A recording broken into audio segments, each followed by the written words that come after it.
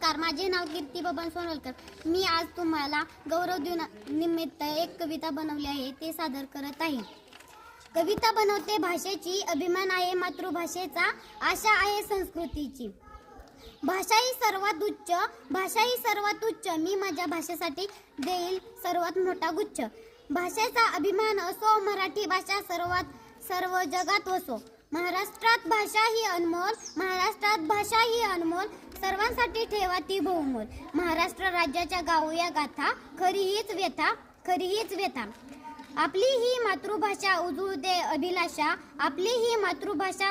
अभिलाषा. गाऊ दे भाषेचे मंत्र, वापरूया विज्ञानाचे तंत्र. अभिमान आहे कुसुमाग्रजांना, त्यांचा जन्म आजच्या फुलांना. गौरव करूया आजच्या दिनांना, मान देऊया कुसुमाग्रजांना.